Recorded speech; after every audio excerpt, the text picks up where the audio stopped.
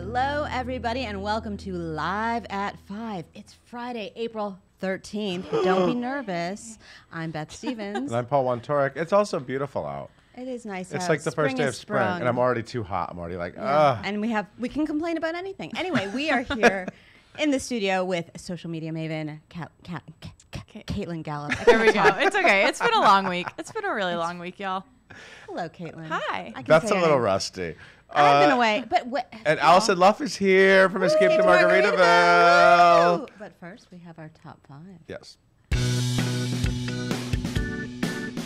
All right. So the first thing we learned, well, actually, we learned it during Live at 5 yesterday, but we were busy talking to fabulous people, that the third Tony nomination eligibility rulings came out. Oh, Tonys. Oh, Tonys. Here it comes.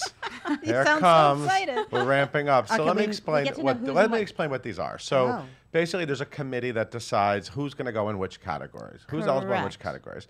And so the basic way it works is that when a show opens and when you open the playbill, it says the name of the show and then some names are above it and some are below it. And then Above they the title, below decide. the So title. if you're above it, you're automatically leading by default. Right. If you're below it, you're featured by default. But that doesn't always actually reflect the size of the roles and who should be in which category. So shows can campaign to switch it up. The producers asked Right, the and then the committee. committee says, yeah, neither no or yeah, sure. So, Just like that. Or they make their own Just like decisions. So a bunch of shows were under this, surveillance. Very 1984. It's like surveillance. Speaking of which. 1984. Interesting you brought that up. I So did. previously, the Broadway play 1984 was determined to be ineligible because somebody had Was not not seen seen it it from the and was committee. not. They said they weren't allowed to see it. So That's right. it was just weird. Everyone has to see determination. everything. Strange and unusual event for Little Shop of Horrors fans. Dadu. Sorry. I just, I don't know Wow, what that deep, meant. deep. So they said it wasn't, but now they said, no, wait, it is eligible. Somebody recused themselves. Anyway, it's eligible. That sounds like so political. Tom Sturridge is also eligible in the leading actor in a play. Right. Frozen stars Patty Murin and Casey Levy were both- both moved up to the leading category. They were both below the title. Right. If you're And then if you're playing along Alison at home. Luff and Paul Nolan, Margaritaville are Leading. leads. You know, it's like a weird, it's just like Yeah. figuring out who goes where. Andrew Garfield, so Angels in America is all featured except for Andrew Garfield's leading. Mm-hmm. Anyway, guess what? The Tonys are on June 7th. Actually, they're June 10th. No, but June 10th. I think last year they were June 7th. May 1st It's 2018. is when nominations come out. That's correct. That's correct. All right. I know all of you are really excited about this, but we got new Dear Evan Hansen casting this morning. Right. So, Alex Boniello, Boniello. who's now very Italian, more Italian than he ever knew. He's going to step into the role of Connor. Mike Feist, Tony nominee Mike Feist, is leaving on May 13th. Alex starts May 15th. Will Rowland is leaving the cast in June 10th, and his More role, on that in a minute. More on that. Stick with us. That role has not yet been cast, so we'll find out more. But we love Alex. He was in The Deaf West Spring Awakening. Good Yeah, guy. he's Good guy. fantastic. Yeah. Yep. All right. Speaking of angsty high school musicals, Be More Chill is going to make its off-Broadway debut. Be Be More More Chill. So this is, there's already been an album of Be More Chill, right? Correct. I've had the album for years. Yes. It's fantastic. This is a Joe Iconis musical. Yeah. You know, Joe Iconis is a very talented songwriter. We haven't really had enough of his full musicals happening in New York. But now this one is. Be More Chill will play the Irene Diamond stage at the Pershing Square Signature Center. You say that so fancy. So it is very fancy. This summer, July 26th through September 23rd, Stephen Brackett will direct. Chase Brock will choreograph. It was so in New this is where Jersey. Will Rowland is doing this. That Yeah. was the setup. Get it? See? So Will Rowland Yeah. will be in this along with Gerard Canonico, Spring Awakening fame, Catelyn Carson, Stephanie Sue, Lauren Marcus, and George Salazar. This is And the Jason New York Sweet Tooth premiere, and Williams. then Jason Sweet Tooth Williams is also joining. I wish my middle name What a was name! like that. That's cool. Anyway, so yeah, it's gonna be cool. Joe Iconis writes some rock and music, and this is a high school set musical. I don't have the plot in front of me because I printed it and I forgot, but I think it's about angsty high school kids, right? Yeah. Yes. And there's some drama club moments put in. It's And great. It it's so borrows relatable from to so many of us. sci-fi and 80s movies. and, Well, yeah, I'm it's got excited. some stuff. It's good music, great music. I'm ready for it. All right. It's Friday, which means we have a new culturalist on the site. This one was definitely not cooked up by you or me because it is. It's in honor of It's not Dawson's about Creek. Broadway in the 80s. Why would you say such a thing to my face? It's in honor of Dawson's Creek favorite. I know you watched every episode. Joshua Jackson. I know. I'm very pro Joshua Jackson. Who's making his Broadway debut in Children of a Lesser God. So we're asking which other 90s or early aughts, I'm going to say, just to say it that way. Teen heartthrob. Wait, Will Smith is a teen heartthrob? Should come to the Great White Way. Like I said, you didn't pull together this list. But yes, you can vote on your teen heartthrob from that era. Go for it. Go for it. Do it. And then we'll get them in a show. Please. We'll cast them. Please. Yeah. Ryan Gosling and literally anything. All right. And last but not least, we debuted 2 different opening night portrait galleries that you have to check out today. So this is our new thing on opening nights. Now we So take cool. really glamorous. We ESCAPE to Margaritaville was actually one of our first. We got Alison Luff and a bunch of palm trees, and it was the whole thing. Anyway, so we've been doing this on opening night. Right. We did it last night at Carousel. We did it at Children of Lesser God. The photos are gorgeous. Very if I beautiful. don't mind saying so myself. You didn't take them, so sure. So last night, Emilio Madrid-Kuzer was down in Carousel, and Caitlin McNaney did Children of a Lesser God. Anyway, there's more to come. Enjoy the photos, print them out, share them with your friends, and give us credit on Instagram. Please do. That is. Well, on that note, Paul, thank you. Okay. And You have a goodbye. nice weekend. Thank you. You We're too. seeing shows, right? You're Yep, seeing shows? we're seeing I'm seeing shows. Carousel. Me too. See you there? Maybe I will. Okay, cool. Miss Gallup, will you tell us about Alison Luff? I would love to. Alison Luff is currently starring as Rachel in Escape to Margaritaville on Broadway. Previous Broadway credits include the revival of Les Mis as Fantine, Miss Honey and Matilda, as well as credits in Scandalous, Ghost, and Mamma Mia. She spent a year starring as Elphaba in the first national tour of Wicked, and as she is also passionately a part of her singer-songwriting duo known as The Bones with her lovely husband, Matt Magnuson. Yeah. Yes. And they started that in the fall of 2015. You can give them a follow on Instagram at The Bones Band. That's really cute. I hope you came out with that. All right, ladies and gentlemen, please welcome Beth and Allison. Hey, Alison Luff. Thanks for Hello. coming. Thanks. You guys are so great. Oh, well, This is thank amazing. you. You're great. I just watched all of that, and it was so great.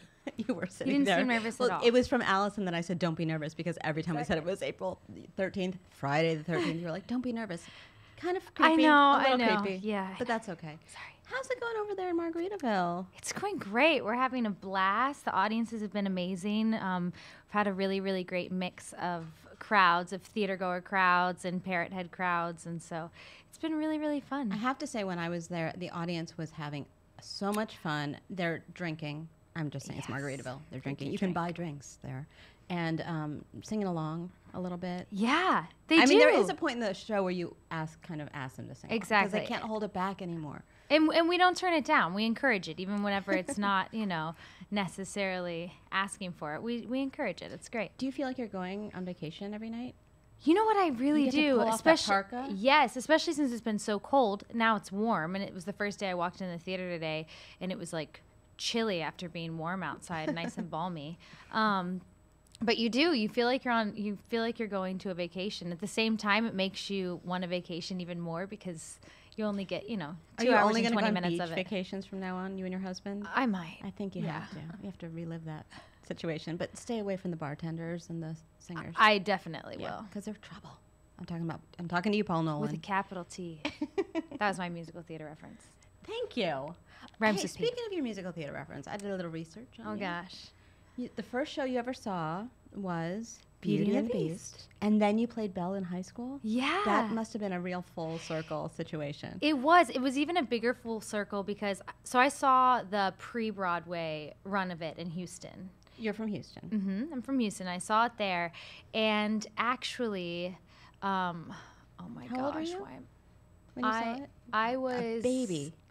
4, Oh I my God. think. Yeah, I think I was. That must have made a big 4 impression. or 5, and of course on the spot I'm going to be terrible with names and blank, but the actor playing the broomstick and understudying Belle in that production, it'll come to me. I'm sure it'll come to never me gonna come up whenever with that. it's like the very, very last We're going to get a phone minute. call in the middle of the night. I know. Anyways, she played the broom and understudied Belle when I saw it, and then whenever I was about 16, they were doing it at Tuts, and they brought her in to play Belle. And I went in and was in the ensemble of it. So that was actually like a very, very full circle moment. You really like tied that up with a bow. Yeah. But you were just inspired to be in musical theater from the beginning then. Yeah, as soon as I saw it, I just knew I wanted to do theater, and I loved singing, so. Amazing. Yeah. All right. Well, we have so much to talk to you about, and I know everybody's going to have questions about Wicked because we know how you are. But I want to talk about your band. Tell me about your band. With Yeah, your so husband. my husband and I started this band about, like a week after we met.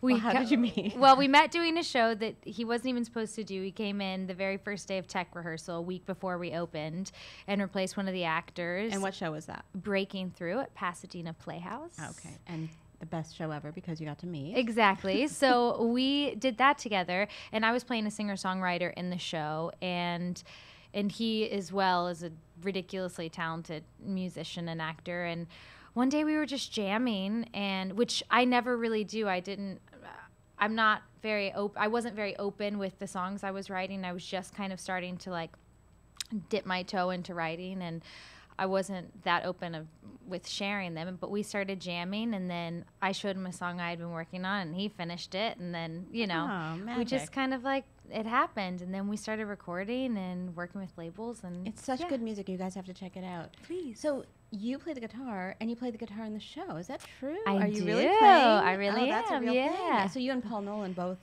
are musicians. Yes, as he well plays as, like he plays a 18 lot of songs in the show. It doesn't really work for my character, but once they realize that I play guitar, they slip that in there. Yeah, also. you have you really make a transformation in this show. I do. Yes. And stylistically as well. The outfits change. I shed clothing, literally. Yeah, because you're in Margaritaville. Exactly. I know you guys have so many questions. Everyone watching on true. Facebook Live. So Caitlin, tell us some questions for Alison. All right. First one we got from Peyton. What was your favorite part about playing Miss Honey and Matilda? Oh yeah, what a sweet. Probably working with all the different kids, because you had 4 Matildas at a time, and then you had all the entire ensemble of kids was also double cast. So it was. I loved playing with all the different people every night. And It you was had such a different Matilda show. every performance, right? Yeah, so they only do 2 a week unless somebody's sick, and then one of them covers for it. But I think that was my favorite part. That's fun. Yeah. Cool. Elise wants to know, do you have a favorite memory from Les Mis? You were Fantine, Yes. famously. One of the youngest or the youngest Fantine? I don't think On the I was Broadway. the youngest. Definitely one of them, but I think Erica Henningsen is. Gosh, that's She's younger amazing. than me, and she played it. So, So yeah, but a very She has to be- fresh Fantine. yeah. Oh gosh, one of my favorite moments playing that. It's not an exact moment. I can't tell you the exact moment in time, but there was a time in the run, very, very short into the run, probably one of the first performances, when I realized this is probably my favorite role I've ever played. Oh wow. Yeah. Awesome. Why was that? I mean, gorgeous music, well, of course. I mean, the story of Fantine, if you read the Victor Hugo book and you really dive into it, her story is so deep. Yeah. And I think just getting to play a role with that depth is, I fell so much in love with her and So her you had story. like a light bulb moment where you're like, this is it. Yeah. That's Yeah, cool. I loved playing her so much. All right. David says, you've done Mamma Mia, and now you're doing the Jimmy Buffett musical Escape to Margaritaville. Is there any band or a group of songs that you want to be turned into a jukebox musical? Ooh. Yeah, well, I always wanted a Sarah Bareilles musical, and now we have it, which We is have great. one. I want to see Ben Folds come up with something. Oh, good one. Ooh, I like Good that. Right? I Yeah. think he'd make a Stay really, in really the good. singer-songwriter arena. Exactly. That's yeah. cool. Billy wants to know what it was the most challenging part about playing Elphaba. I think the most challenging part was just supporting yourself as an individual, because there's something that was also obviously probably my favorite role I've ever played. But there's a thing that happens in your head that if you think about it too much, you think, oh my gosh, everyone in the audience knows these words. And then as soon as you think of that, of course, you mess up a word that you know everyone's going to know.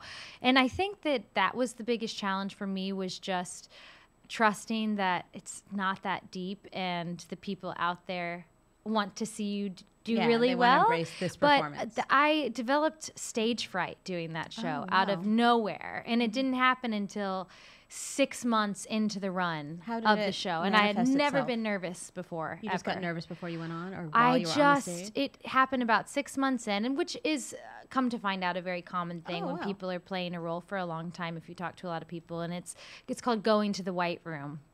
And I think learning it's so because much. you're playing this role for so long, and then you just randomly start to question yourself, like, wait, do I know it? And of course you know it. You've been doing it for 6 months, but you start looking for it in your head, and it's actually not there anymore because it's in your muscle memory, and you're looking Right. for it in a different just cerebral overthinking. part of your brain. Yeah. But then So you that got was over the biggest it. challenge. I did get over it, yeah, but it was I was terrified for the first time, and I mean I've been performing my entire life, and for the first time in my life, I literally did not want to. Did you do be on anything stage. specific to get yourself to get over that? I do have a ritual now, which is I go on stage before the show every single night and just get into the space. But I actually didn't come up with that until Margaritaville. So you 'Cause I was just like, go I don't on wanna be stage and you nervous. just take in. Yeah, I go on stage and I look out into the empty audience, and I usually say like my first line, and my very first line in the show, and if I messed up something the night before, I'll just kind of like think through that, and it sounds so like ridiculous. No, it's good. You're just sort of like calming And yourself down and a I little just bit. look at the set, and I look at where I'm at, and I find something new to discover, and I just like look at that audience and say, "Not today, Satan." So yeah, That's great. I'm basically crazy. No, that's actually No, lovely. That's what we and like. I think a lot of people can relate to that. Yeah. Absolutely. David asks, having performed so many iconic roles, how do you go about making a role your own?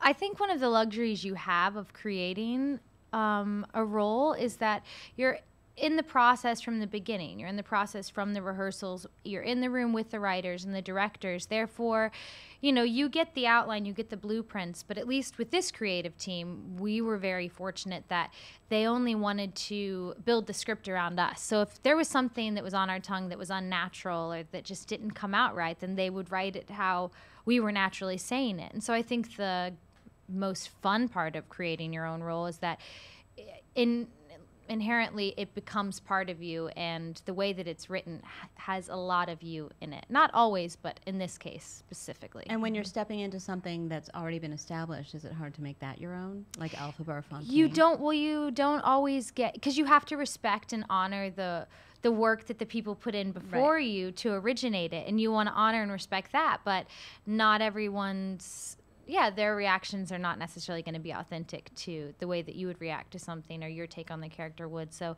I do find that replacing is hands down, in a way, more challenging than originating. sense. And you don't, knock on wood, gosh, this isn't sure wood. this is There's wood. wood. There's wood There's underneath. wood And it's Friday the 13th. No, knock on wood, you don't get as nervous originating because you there's a confidence about it. Right. And there's, It's more tailored for you. Yeah. It's for you. You know you can Speaking do it. of your rehearsal process, tell me a little bit about what Jimmy Buffett is like. He's exactly like you think he's going to be. He is Super chill. He's so chill. He's very supportive. But a mogul. He is the hardest working and busiest man I know. I mean, he's still on tour. Yeah. I don't even know He, how like, long he's paused been. his tour for opening night. Yes, he tours, and then if he has a night off, he comes and sees the show and surprises the audience. And He seems if to he really doesn't have love a night this off, show. he's reading the breakdowns at night. He Oh, is wow. so invested in the show, and he knows everything that's going on. And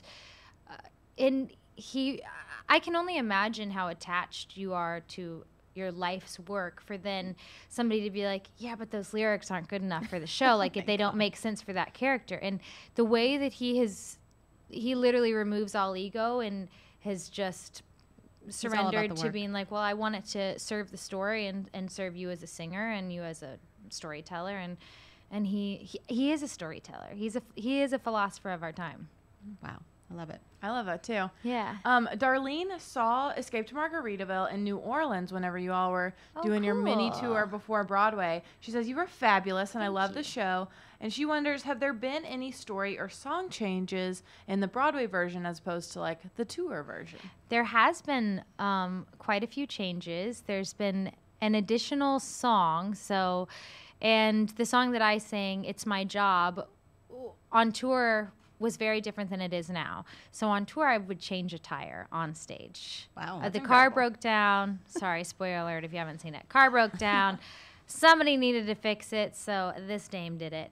And The very capable Rachel. Of course. Yes, of course she did. I got my hands dirty and changed a tire. And I would sing my song, which kind of set up my character while doing that. And the song was focused more around my father's story and how it influenced me as a child and made me who I am. And now the story is tailored to my character a little bit more and comes from a more personal spot versus talking about my father, which I think is very, very helpful. And there's some really, really cool lyrics in there that I really love singing every night. And then the rest are more like a setup story of who my character is going to be from the very beginning. And yeah, if you're a Jimmy Buffett fan, you might be excited to know that the song Coast of Marseille is now on the show. Oh, yeah. Ooh.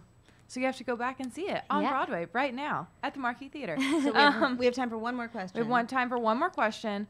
Wait, where is it? All right, really easy question. Might change constantly, but what is your favorite song in Escape to Margaritaville? Ooh, my favorite song is Coast of Marseille. Because it's now in the show. I love singing that. I love It's a doing that beautiful one. song. And I love singing it with Paul. And the other one is Son of a Sailor because I don't have to sing it. Well, I sing a little bit of it, but I just sit there and let Paul serenade me. Not a bad And thing, who not a bad wouldn't thing. want Exactly. It does not suck. Well, Alison, you're a delight. Tell Thank people more about you. your band and where to find you. Yeah, our Instagram is The Bones Band, and I'm on Instagram at just Alison Luff. Really original. No, that's exactly what it should But be. easy to find. 1 L. Well, thank you for coming in on Friday the 13th. And have a great weekend, Don't be everyone. nervous. Caitlin, will you take us out? Don't be nervous. Okay, I won't be. Okay. Lots of pressure, y'all. All right. Thank you so much for watching Live at 5. Make sure you tune in next week where you can catch us every single day on the weekday at 5 p.m. right here on Facebook. And you can also listen to our Live at 5 podcast. You can find it on iTunes. You can find it on Google Play, wherever you listen. And you can listen to this interview and the rest of them from earlier this week. But tune in next week as we get to hang out with stars from SpongeBob and Frozen and so many other great shows currently on Broadway. Have a wonderful weekend, you all. See some theater, and we'll see you next week. Bye.